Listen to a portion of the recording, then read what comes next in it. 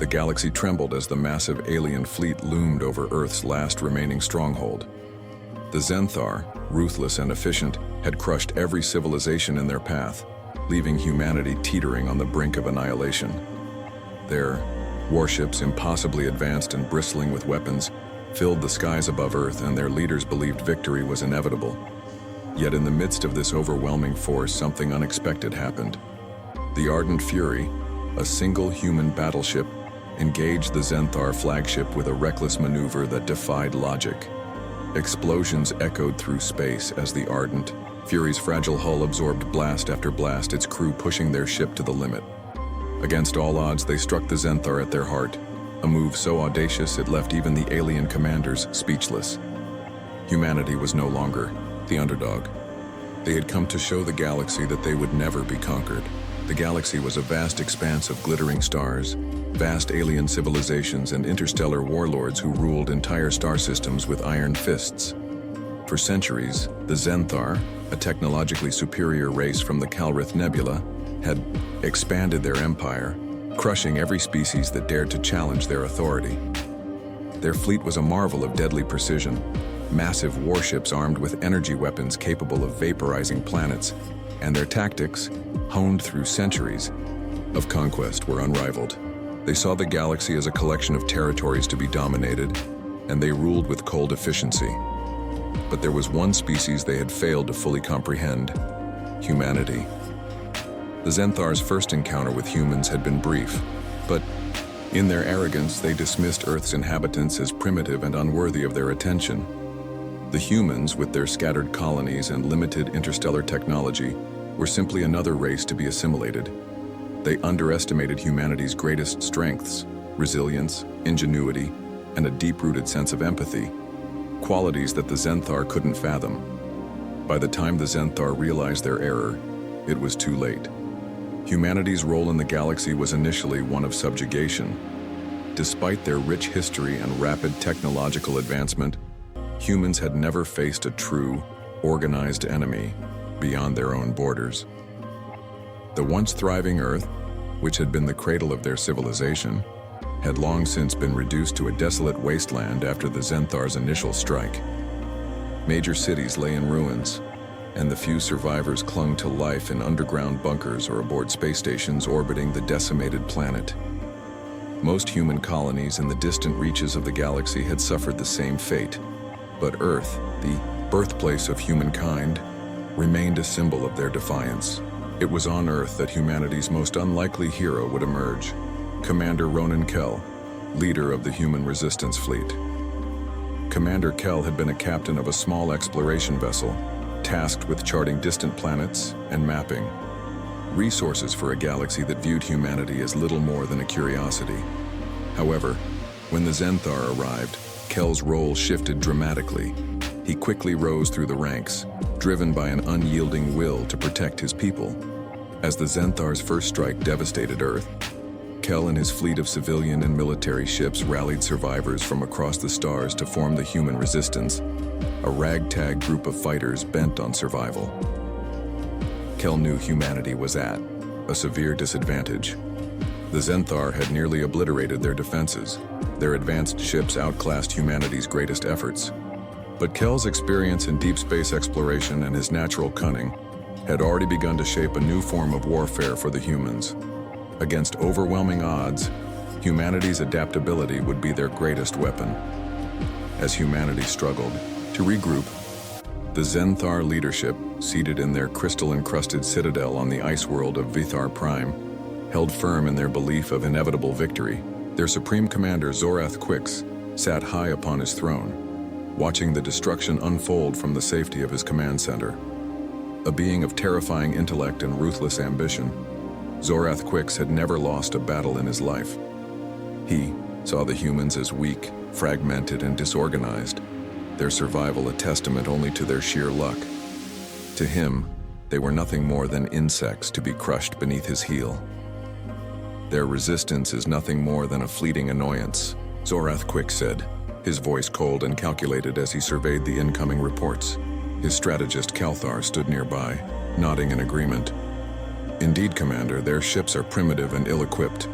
The Xenon-class cruisers will easily wipe them out. Once we break their last remaining fleet, Earth will fall, and humanity's presence in this galaxy will be erased forever. Despite his confidence, Zorth Quix's mind wandered to an odd, unsettling question. Why had humanity fought so hard? The human spirit he had observed was unlike anything his empire had encountered. They were not simply fighting to survive, but to defend, a concept the Zenthar could never fully grasp. And as humanity rallied on, Zorath Quix began to realize that these weak humans were not as easily defeated as he had believed. Kel's fleet, though small, was diverse, formed by survivors from every corner of the galaxy. From Earth's once advanced cities to mining colonies and research stations, scattered across the stars, they had all come together under Kel's leadership. The fleet was made up of dozens of ships, some converted civilian vessels, others experimental warships with tech designed to level the playing field against the Zenthar. One of these ships was the Ardent Fury, a former commercial freighter retrofitted with heavy weaponry and enhanced shielding. Under Kel's command, the Ardent Fury became a symbol of humanity's unyielding will. It was aboard this ship that Kel and his crew would execute the first real blow against the Zenthar. Despite the odds, humanity had one advantage the Zenthar did not: an unbreakable spirit. Kel's crew, composed of scientists, soldiers, and engineers, worked tirelessly to develop new tactics and technologies. While the Zenthar had the advantage of overwhelming firepower, humanity had the advantage of adaptability. The humans had no other choice but to innovate, to use every scrap of knowledge and technology they had to stay alive. Among Kel's most trusted officers was Dr. Elena Voss, a brilliant engineer whose early work in quantum mechanics had led to the development of humanity's first working cloaking technology. By harnessing the power of dark matter fields, Dr. Voss had helped build an experimental ship capable of vanishing from the Zenthar's radar. It was a risky move, but it was one that allowed the humans to launch guerrilla-style attacks, ambushing the Zenthar fleets when they least expected it. Despite their innovative tactics, humanity remained on the back foot. Every victory was hard-won, and every loss felt more devastating than the last. But in their darkest moments, humanity's resilience shone through. The loss of Earth had ignited a fire within them, one that would drive them to the very edge of the galaxy. They refused to yield, and they would fight to their last breath. Commander Kel understood this. For humanity, survival wasn't just a goal, it was an identity. Their fight was not just about saving themselves, it was about proving to the galaxy that they had a place among the stars. As the war escalated, the Zenthar would soon learn that humanity was far more than they had ever anticipated. In the cold vacuum of space where only the strongest survived, it would be humanity's heart, its ingenuity, courage, and unbreakable will that would ultimately tip the balance.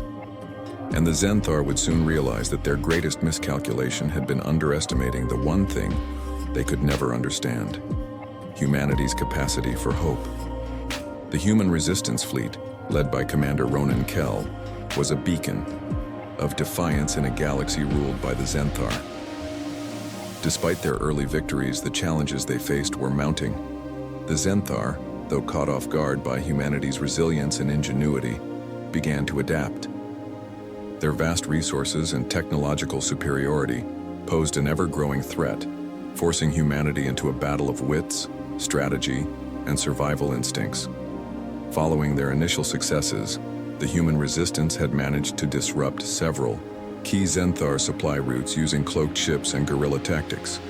The Ardent Fury, spearheading these missions, had gained a reputation as the fleet's deadliest weapon. These victories, however, came at a steep cost. During one such mission, the Liberator, a converted mining vessel carrying hundreds of civilians, was ambushed by a Zenthar trap. The enemy had adapted to humanity's cloaking technology by developing an anti-phase field scanner, APFS, capable of detecting the distortions left behind by cloaked ships. The attack resulted in the destruction of the Liberator, and the loss reverberated through the fleet.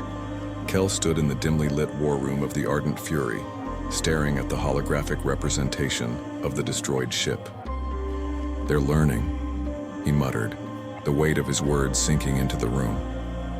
Dr. Elena Voss, standing by his side, responded grimly, "They always do, but so do we." The stakes were clear. The Zenthar were not invincible, but they were relentless. Each move humanity made forced the enemy to evolve, and the resistance would need to stay one step ahead. Supreme Commander Zorath Quix, furious at the mounting losses, convened his war council in the crystalline halls of Vithar Prime. The room buzzed with the low hum of alien technology as Calthar, his strategist, presented a detailed report on the humans' tactics. "They strike from the shadows, exploiting our blind spots," Calthar explained, his voice as cold as the icy landscape outside. "Their cloaking devices render them invisible to conventional scans. We've developed countermeasures, but their unpredictability remains their greatest asset." Zorath Quix's piercing gaze fixed on the strategist. "Unpredictability is a weakness, not a strength. Chaos is a tool we can wield against them. Deploy the Netherian Legion." The Netherian Legion, an elite Zenthar unit, was infamous for its ruthless efficiency. Trained in subterfuge and psychological warfare, they were tasked with sowing discord among enemy ranks. Within weeks, reports began to surface of sabotage within the human resistance. Power failures aboard critical ships, misinformation spreading among the fleet, and even rumors of spies among the crew. These internal threats created fractures within the resistance. Trust, already fragile, began to erode. Paranoia spread like wildfire, forcing Kel to take drastic measures. Kel's decisions became increasingly controversial. In one instance, he ordered a complete lockdown of the fleet, isolating entire crews to prevent potential spies from causing further damage. The move was met with resistance from some of his closest allies, including Captain Jaya Terran, leader of the Solar Vanguard, one of the most loyal and skilled factions within the fleet. "This isn't who we are, Ronan," Terran argued during a heated exchange. "We're fighting for humanity's freedom, not turning into tyrants ourselves." Kel's voice was firm but laced with exhaustion. "If we don't secure this fleet, there won't be any humanity left to fight for. Every move we make is a calculated risk. I can't afford idealism right now." The tension between Kel and Terran highlighted the growing divide within the resistance. While they shared the same goal, their approaches were increasingly at odds. Terran's faction advocated for diplomacy and alliances with other alien races oppressed by the Zenthar, while Kel focused on military strength and secrecy. Not all within the Zenthar Empire were loyal to Zorath Quix. Among the dissenters was Lyra Zen, a brilliant scientist disillusioned by the Empire's brutal tactics. Lyra Zen had been instrumental in developing the APFS, but had grown increasingly uneasy about the Empire's relentless destruction of weaker civilizations. Driven by guilt, Lyra Zen secretly began transmitting data to the human resistance. The encrypted messages, sent from deep within Vithar Prime, detailed critical weaknesses in the Zenthar fleet and blueprints for their most advanced technologies. At first, the resistance was skeptical. It could be a trap, Terran warned, during a meeting aboard the Ardent Fury. Kel, however, saw an opportunity.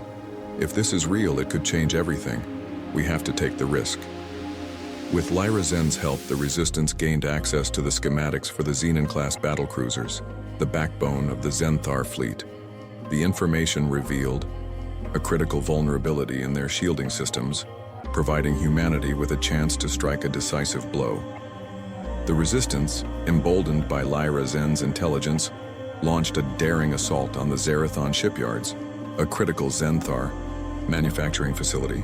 The mission was meticulously planned, with cloaked ships infiltrating the heavily fortified station and planting explosives on key structures.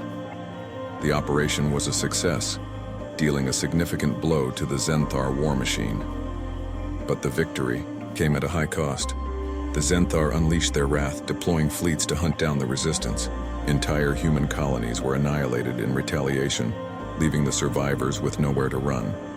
The once celebrated Resistance now faced criticism from the very people they sought to protect. Civilians accused them of provoking the Zenthar, and support for the movement began to waver. As the war dragged on, the strain on humanity became more apparent. The fleet's morale plummeted, and Kell began to question his own leadership. He confided in Dr. Voss, who had become his closest confidant. "Every step forward feels like we're losing something vital," Kell admitted, his voice heavy with doubt. "What if this fight is costing us our humanity?" Dr. Voss placed a hand on his shoulder. "It's not the fight that defines us, Ronan. It's why we're fighting. As long as we hold on to that, we're still human." Kell's resolve was strengthened, but the path ahead was fraught with challenges. The Zenthar's retaliation had forced humanity to confront not only their external enemy, but also the internal struggles threatening to tear them apart. The Resistance's fortunes shifted when Lyra Zen revealed a secret project hidden deep within the Valtryx system, an experimental Zenthar weapon capable of erasing entire star systems. Known as the Ether Pulse, the weapon was nearing completion and posed an existential threat not only to humanity, but to the entire galaxy. Kell saw this as an opportunity to unite the fractured Resistance. If we can destroy the Ether Pulse, we won't just save humanity. We'll show the galaxy that the Zenthar aren't invincible. The mission would require unprecedented coordination and trust among the Resistance. Old rivalries were set aside as Kell and Terran joined forces, pooling their resources for a final stand against the Zenthar. The stage was set for a climactic confrontation. As humanity prepared for their most dangerous mission yet, the stakes had never been higher. They weren't just fighting for survival. They were fighting for the freedom of every species in the galaxy. The fleet stood in the shadow of the Valtryx system, a place of haunting beauty and unspeakable danger. The Resistance's ragtag armada, comprised of retrofitted human ships and a few stolen Zenthar vessels, floated in tense silence. Before them loomed the Ether Pulse, a massive crystalline construct surrounded by layers of defenses that shimmered ominously in the void. Commander Ronan Kell stood on the bridge of the Ardent Fury, his voice steady despite the adrenaline coursing through him. "This is it," he addressed the fleet via comms. "The Zenthar think they've already won, but we're about to prove them wrong. Stick to your roles, trust your teams, and remember what we're fighting for: humanity, freedom, and the galaxy itself." The attack was a three-pronged strategy, devised with the intelligence provided by Lyra Zen. The Resistance would create a diversion. A squadron of cloaked ships led by Captain Jaya Terran would stage a mock assault on the Zenthar's outer defenses, drawing their forces away from the Ether Pulse. Disable the shield generators. A specialized team of saboteurs would infiltrate the station using stolen Zenthar transport pods. Their objective was to plant charges on the shield generators protecting the weapon. Deliver the final blow. Once the shields were down, the Ardent Fury would fire its experimental plasma cannon, a high-risk, one-shot weapon powerful enough to destroy the Ether Pulse. Each team knew the odds. Success required not only precision, but also a level of trust and coordination that the Resistance hadn't always achieved. Terran's diversion began flawlessly. Her squadron of cloaked fighters surged forward, unleashing a barrage of firepower at the Zenthar's perimeter defenses. The Zenthar fleet responded exactly as predicted, deploying their largest battleships to intercept the attackers. But as the battle unfolded, it became clear that the Zenthar had anticipated such a move. Hidden turrets activated, ripping through several Resistance ships. Terran's voice crackled over the comms. "They're onto us, but we've got their attention. Keep pushing forward." Earthship, the Solar Vanguard, took heavy damage. Systems failed one by one as the Zenthar focused their fire on the squadron leader. "I'm not making it out of this," Terran realized grimly. Rather than retreat, Terran made a split-second decision. She charged her damaged ship directly into the Zenthar command frigate, detonating her payload upon impact. The explosion crippled the enemy's coordination, buying critical time for the other teams. On the Ardent Fury, Kell clenched his fists, his voice heavy as he addressed the fleet. "Captain Terran gave us everything she had. Honor her sacrifice by finishing this fight. Inside the Ether Pulse's sprawling station, the saboteur team, led by Lieutenant Mira Hall, moved with surgical precision. Wearing Zenthar uniforms and utilizing Lyra Zen's clearance codes, they slipped past security checkpoints. The shield generators were located deep within the station, guarded by layers of traps and sentinels. As the team approached, alarms blared. One of the codes had been flagged. "They know we're here," Mira growled, drawing her pulse rifle. "We move fast and loud, no now." He team fought their way through, losing several members to Zenthar defenses. When they reached the generators, Mira planted the charges, her fingers steady despite the chaos. "Charges are set," Mira reported. "Get us out of here." They sprinted toward their extraction point.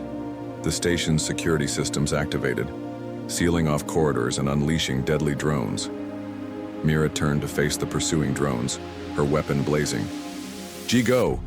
he shouted to the remaining team members. "This is the only way you get out alive."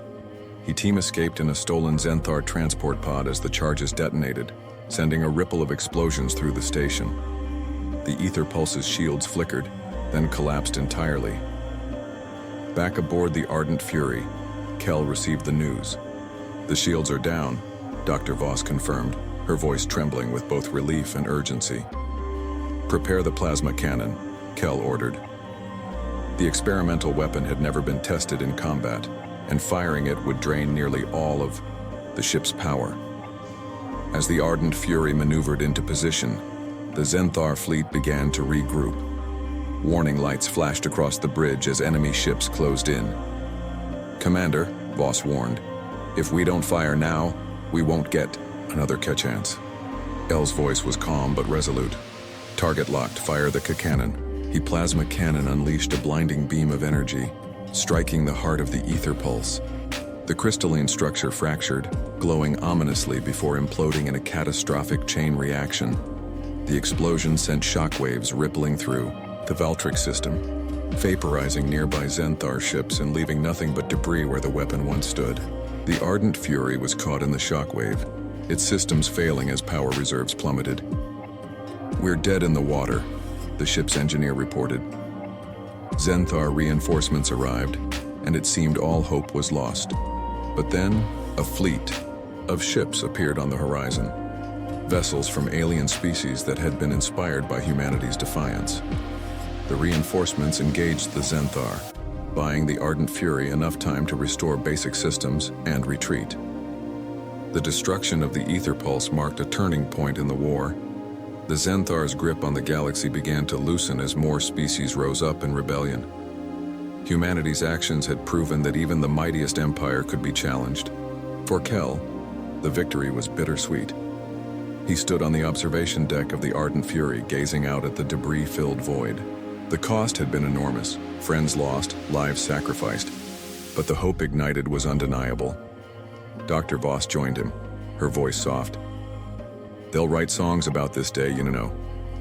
El gave a faint smile. "Let them. But let them also remember the price we paid.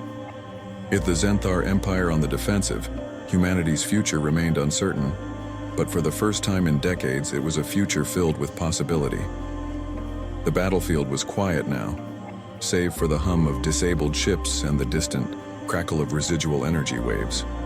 Where the Zenthar's indomitable ether pulse once loomed, there was now only a massive debris field, glinting faintly in the light of the Valtryx star. On the Ardent Fury, the crew worked tirelessly to restore the ship's systems. The bridge was a controlled chaos of sparks, flickering consoles, and hastily shouted orders. Commander Ronan Kell stood at the helm, his gaze fixed on the stars. "Status report," he demanded. "Engines are partially operational," replied Dr. Voss. "Shields at 10%. Communications restored. We're alive, but we're far from co-combat ready." Moment of quiet passed before Lieutenant Sarah Maddox.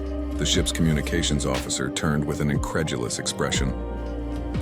"Commander, we're receiving transmissions, multiple signals, from across the galaxy." El raised an eyebrow. "Play the first Onone." The voice that filled the bridge was unexpected, low, resonant, and undeniably Zenthar. This is strategist Kalos of the Zenthar Dominion. On behalf of the High Council, I acknowledge our defeat. Your defiance has shaken the foundation of our empire. You have forced us to reconsider the inevitability of our rule. Urmurs rippled through the bridge as the alien continued. Let this serve as a moment of reflection for both our peoples. We will withdraw our forces from your territories. For now. He transmission cut off abruptly, leaving the bridge in stunned silence. Hours later, a council of the surviving resistance leaders convened aboard the Ardent Fury. The mood was a mixture of triumph and sorrow. The destruction of the ether pulse was a turning point, but the cost had been staggering. Kel addressed the group, his voice measured. We've dealt a blow to the Zenthar, but they're not gone. They'll regroup, and we need to be ready when they do. Our victory today wasn't just about survival. It was a statement, a message to the galaxy that humanity isn't just a footnote in high history.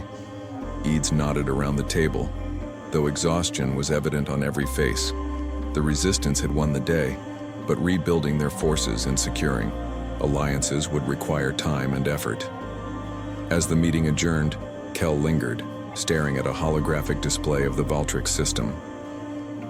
Terran, Mira, this your victory too, he murmured, thinking of the lives sacrificed to achieve this fragile peace. Far from the battlefield in the capital of the Zenthar Dominion, strategist Kalos sat in the Grand Council chamber, surrounded by towering figures of his kind. The High Council was in disarray, their voices raised in anger and confusion. How could a primitive species achieve this? Demanded one counselor. They were meant to be crushed, not celebrated. Alos remained silent, his sharp insectoid features betraying none of the turmoil within. He had underestimated humanity, just as the entire Zenthar Dominion had. It wasn't their technology, he finally said, his voice cutting through the din. It was their ingenuity, their resilience, their ununity. The counselors fell silent, though skepticism lingered in their many eyes.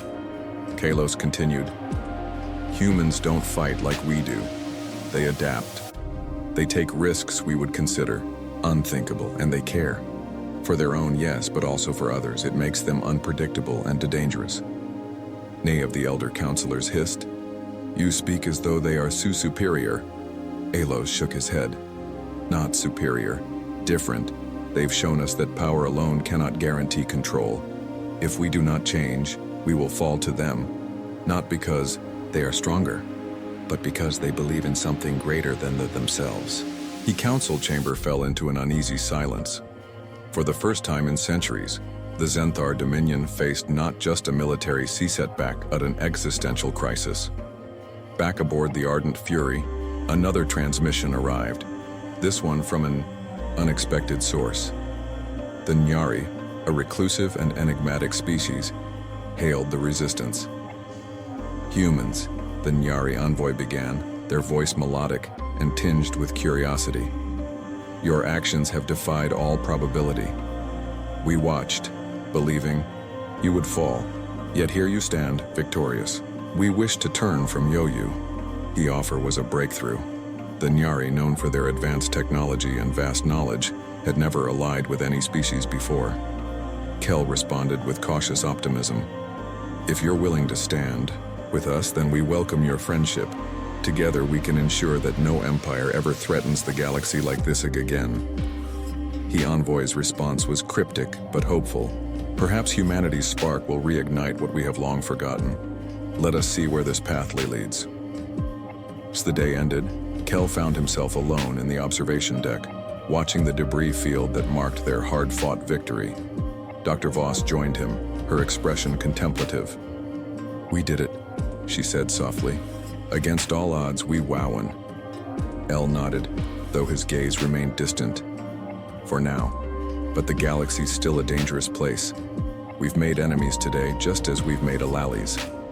Oz placed a hand on his shoulder. We also gave hope. That's worth of everything. El finally allowed himself a small smile. Hope, huh? Maybe that's humanity's greatest weapon. As they stood together, the stars seemed just a little brighter, and for the first time in generations, The future of humanity felt limitless. Far across the galaxy, in a hidden chamber deep within Zenthar territory, a shadowed figure activated a console. A holographic map of the galaxy appeared, marked with hundreds of potential targets. Humanity, the figure muttered, their voice filled with a mix of admiration and menace. You've won this battle, but the game has only just begun. His screen zoomed in on Earth, the heart of humanity's defiance. The war was far from over. But for now, humanity had shown the galaxy what they were capable of, and the galaxy would never be the same.